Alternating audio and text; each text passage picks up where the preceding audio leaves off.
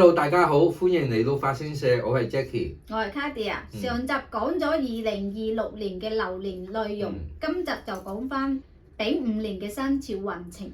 好啊，我哋就喺呢個丙午年啊，一解啊，有邊啲生肖啊運程會好啦，有邊啲生肖咧要注意喎。好，事不宜遲啦，我哋首先啊講下第一個生肖啊，屬鼠嘅朋友啦。屬鼠嘅朋友今年就要注意下啦，因為今年沖太歲亦都冇吉星幫助。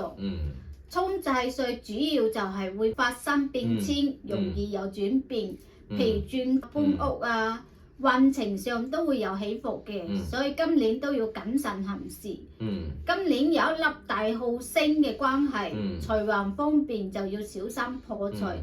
會用咗一大筆錢之後消耗過多，令到成年嘅運氣都唔係咁好。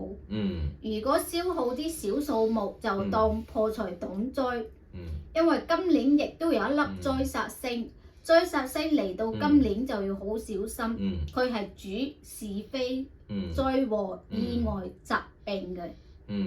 事業方面就容易工作變遷、轉換環境，所以工作唔順利嘅話就要多啲忍耐。